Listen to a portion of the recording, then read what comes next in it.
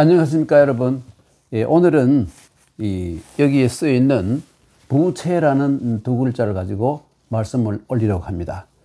그냥 순 우리말로 이 빚이라고 하면 될 텐데 왜 꼭 한자를 쓰는지 저는 알다가도 잘 모르겠습니다. 제자는 존경하는 스승을 닮는다고 저는 제 은사인 청명 임창순 선생을 존경하는데요. 이 어른이 바로 그 유명한 한학자였으면서도 한글 전용론자입니다. 다만 이 한 1500년 정도 한자를 이 국어로 썼으면 거기에서 벗어나는데도 최소한 몇백 년간 이 장기적으로 계획을 잘 세워서 서서히 벗어나야 된다고 생각하셨습니다. 저도 그렇게 생각합니다.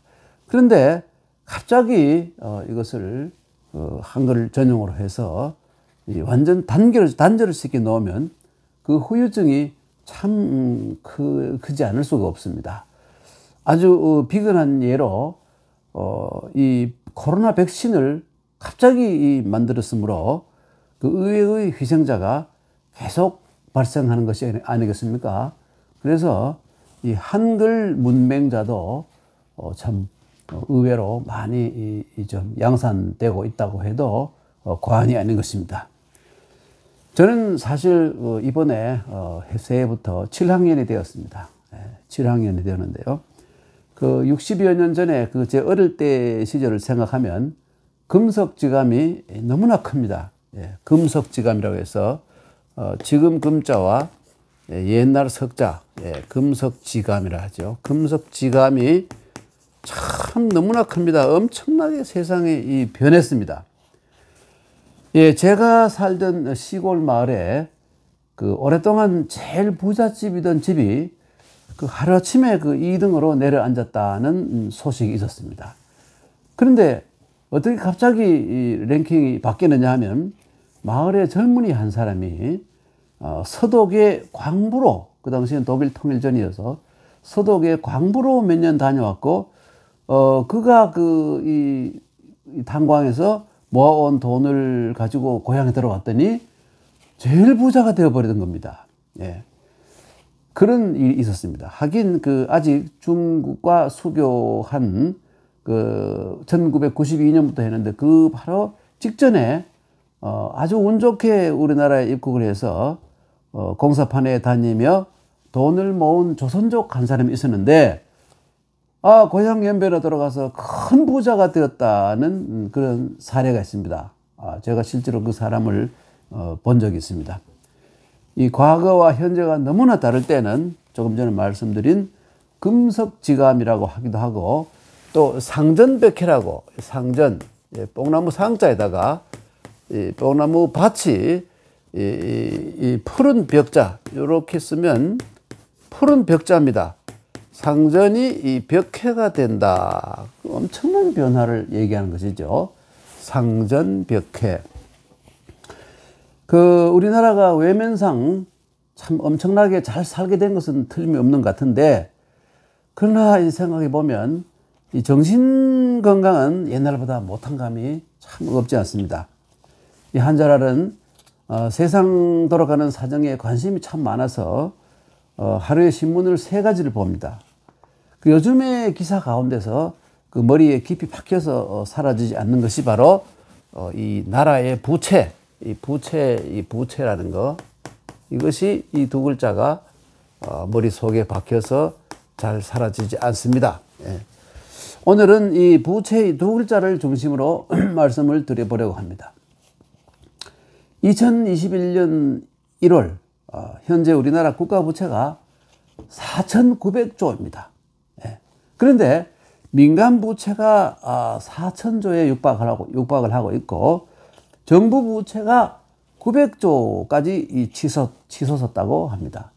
정부 부채도 곧 이 900조에서 1,000조가 될 가능성이 있다는 것이죠.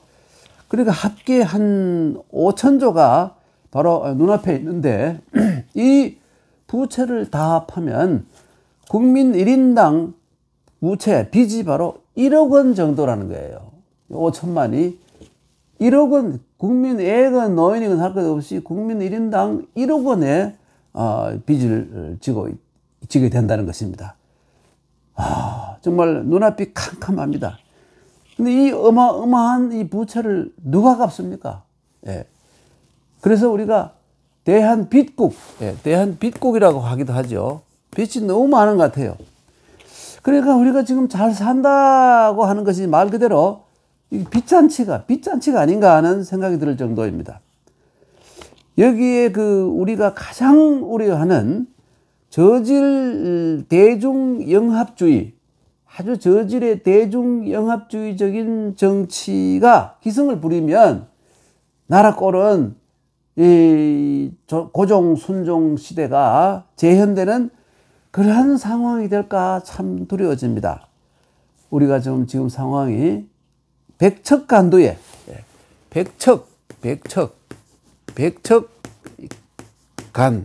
간두 백척간두라고 하죠.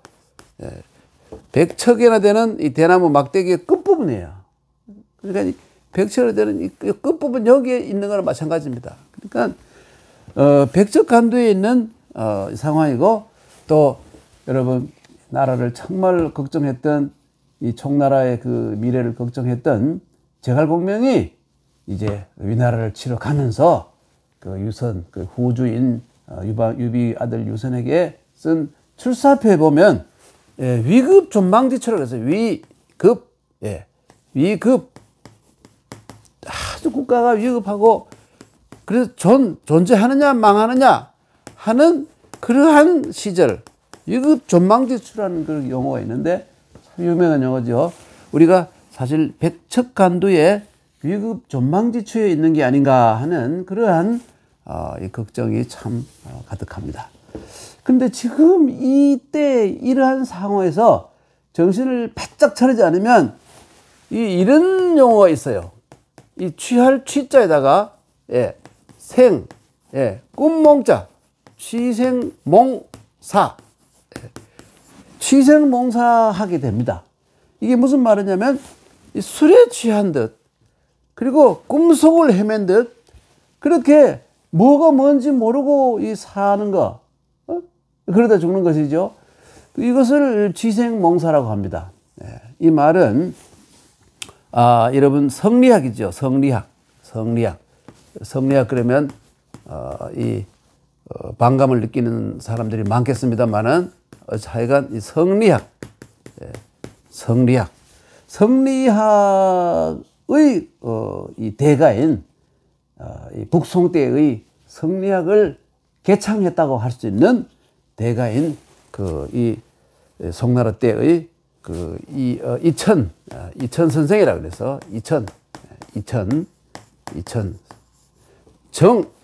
여러분 꼭 기억할 만한 이 정의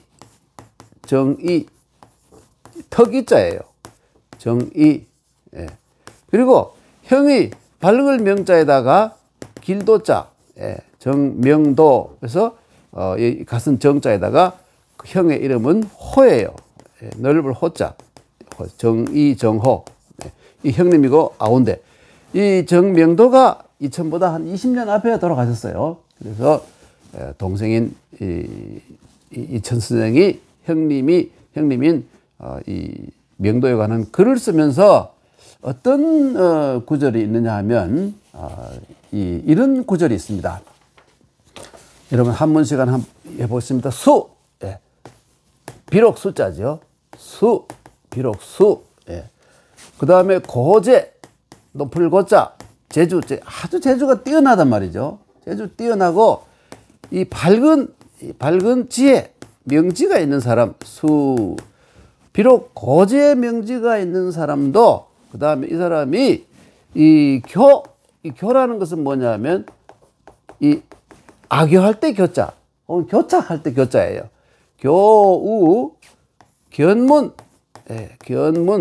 교우, 견문 이러면 이게 무슨 말이냐면 이 견문은 뭐 넓은 견문도 있고 좁은 견문이 있는데 여기서는 자기만 아는 견문, 자기 한 개인의 견문에 교착이 되면, 예를 들어서 여기에만 딱 묶여서 빠져가 살다 보면 취생몽사한다 그랬어요. 취생몽사하게 되어서 취생몽사하게 되는 것을 스스로 깨닫지 불자각이야. 깨닫지 못한다.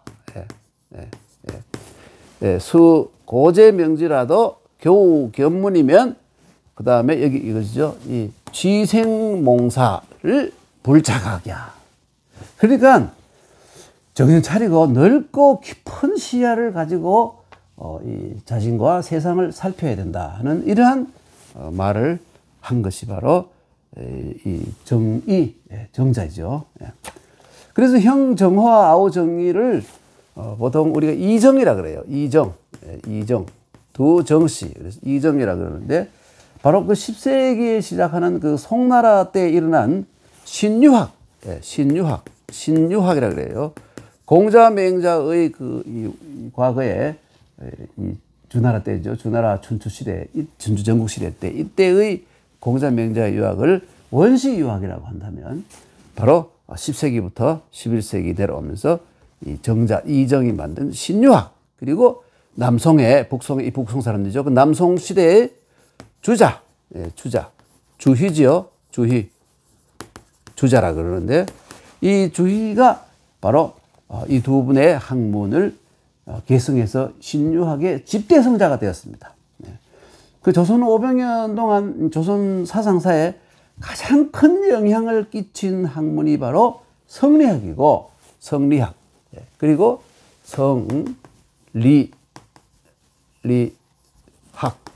성리학이고, 그리고 이 대표자가 바로 이 세 사람이에요. 그러니까 이정과 주자 이 세 사람이 대표자입니다. 그래서 이것을 정주학이라고 부르기도 하죠. 그리고 정주학이라고 부르기도 합니다. 자, 일단 많이 들어보셨죠? 이 사상은 조선뿐만 아니라 이 원나라, 명나라, 청나라, 그리고 일본에서는 이 도쿠가와 막부 시대, 도쿠가와 막부 시대에까지 엄청나게 큰 영향력을 발휘했습니다. 요즘 사람들은 이 세 분에 대해서 관심도 없고 이름도 잊어버렸지만, 보니까 제가 이 학교에서 중국 학생들에게, 대학생들에게도 유학원 학생 물어봐도 이 세 분의 이름을 모르더라고요. 그냥 마찬가지예요. 여기나 저기나. 사실 이 신유학의 영향력을 두고 말한다면, 19세기, 20세기 오면서 엄청난 영향을 끼친 공산주의나, 그건 자유민주주의보다도 더 긴 세월 동안 많은 사람들에게 깊은 영향을 끼친 사상이라고 할 수 있는 것입니다. 하버드 대학의 유명한 이 피터 볼 교수라고 있죠. 동양학자.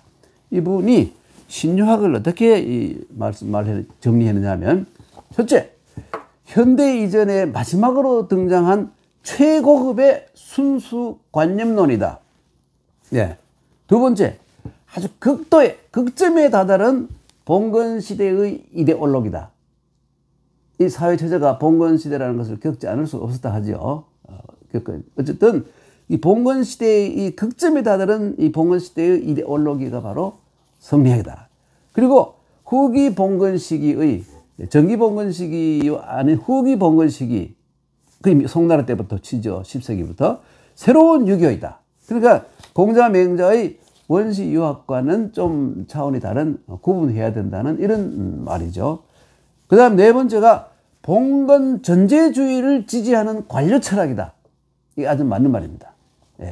봉건 전제주의를 지지하는 그 배경이 되는 관료 철학이다. 이것이 바로 이 신유학의 이 특징 가운데 하나이다. 그리고 마지막으로 사회적 효과는 부정적이지만, 결국 말하면 민주사회나 혹은 평등사회 구현에 약간의 장애가 된 것은 사실이다, 이런 말이죠. 사회적 효과는 부정적이지만 인식론 발전에 큰 공헌을 했다. 이런 5가지로 정리했는데요. 일정한 참고가 되리라고 생각됩니다. 그러면 오늘 이제 그 주제인 이 부채 두 글자에 대해서 말씀을 올리도록 하겠습니다. 부자를 우선 이렇게 쓰는데요. 이렇게 해서 여기 조개 패자지요. 여기 조개 패. 조개는 원래는 이 갑골림으로 보면 이렇게 써요. 이렇게 쓰기도 하고, 혹은 또 점을 선을 2개 하기도 하고, 이게 변해서 이렇게 글자로 변한 것이죠. 이거는 뭐냐면 사람 인자입니다. 그 사람이 조개를, 이게 조개는 돈이란 말이에요. 돈을 메고 있다, 덩어리에 메고 있다, 이런 뜻이에요. 그러니까 사실은 이 부분이 밑으로 내려와 있지만 사실은 원래는 이 위로 올라가야 이게 맞겠죠. 그러나 글자로 만들어질 때는 다 밑으로 내려와서 이런 모양으로 되었습니다. 이게 사람인의 모양, 사람의 모양이고, 그 다음에 이게 이게 부라는 것은 돈을 등에 지다. 그래서 돈을 빼버리더라도 무언가를 덩어리에 지다 하는 것을 이 부라고 했습니다. 예. 그래서 예를 들어서 이런 말이 있어요. 이 돌석, 돌을 덩어리에 지고 부는 어디로 간다, 부임하다, 부하. 그럼 화는 이 강물 황하지요. 돌을 짊어지고 황하에 빠져 죽으러 간다. 이렇게 말하면 이거 뭐냐면 죽음을 각오하고, 죽기를 각오하고 어떤 일을 한다 할 때 부석, 부하, 이렇게 말하는 것입니다. 그래서 여기에 덩어리에 짊어진다, 돌을 덩어리에 짊어진다, 이런 말을 하죠. 이거 순자에 나오는 말이에요. 순자에 나오는 말입니다. 그리고 우리가 또 자부감이 대단하다 하잖아요. 이때는 스스로 자자에다가 또 이 부자 이걸 쓰는데, 이때는 뭐냐면 스스로 믿다, 이런 의미로 쓰이고 있어요. 자기가 돈이 많다고 생각하다, 혹은 자기가 대단하다고 생각하다, 자기가 또 책임지겠다고, 이런 것을 전부 자부라고 말하는 겁니다. 그리고 그 다음에 이 채자는 빚이라는 말인데, 여기에도 아까 부자에도 마찬가지로 요거는 둘 다 뭐냐면 돈이죠. 돈. 이 옛날에는 쇠로 만든 돈도 있었지만 그 이전에는 이 조개 아주 깨지지도 않는 아주 단단하고 빛나는 아주 단단하고 예쁜 조개를 돈 대신 사용했던 겁니다. 그래서 여기에 요 부분 우리가 책임할 때 책자 아닙니까? 책. 근데 여기에 어떻게 생긴 글자냐면 원래 모양은 이렇게, 이거는 이 뒤에 저게 패자로 변한 것이죠. 그리고 여기 위에 보면 이렇게 되어 있어요. 이렇게 뾰족한 뭔가요, 뾰족하게 생긴 가시 같은 거 있잖아요. 가시. 그리고 또 여기 이렇게 달려 있어요. 이것이 변해서 이런 모양으로, 이 주인 주자가 아니죠. 이런 모양으로 변했는데, 이거는 뭐냐면 끝이 뾰족한 쑤시개예요. 쑤시개. 쑤시개를 가지고 조개 살을 찍어서 끄집어내서 먹다. 요 글자는 바로 이 끝이 뾰족한 이 쑤시개를 가지고 조개 살을 빼서 먹는다. 그래서 여기에 책자에는 구할구자, 살을만 빼먹는다, 구할구자의 뜻이 들어있고, 또 여기에서 요구하다, 알맹이만 요구하다는 뜻이 들어있고, 또 한 가지는 말이죠, 우리가 꾸짖는다는 뜻이 있었어요. 꾸짖는다. 그래서 여러분 우리가 책망하잖아요. 그러면 꾸짖어서 이 꾸짖는 사람이, 그 사람이 개가 천선하에서 무엇이 되기를 바라는 힘을 바랄 망자, 그래서 책망이라 그런 거예요. 무엇이 되기를 바란다. 그래서 하여튼 이 책자에는 원래는 조갯살을 꺼내 먹는다는 의미로 만들어진 글자인데, 구하다, 혹은 요구하다, 혹은 꾸짖다, 이런 의미가 들어있어서 널리 쓰이고 있다. 그러니까 여기 이 책자에다가 사람인자를 쓰면 말이죠. 요게 사람에게 무엇을 구하다, 내놓아라, 빌려 갔던 돈을 내놓아라. 이게 뭐냐, 이 빚이다 이거예요. 빚, 이게 빚이에요.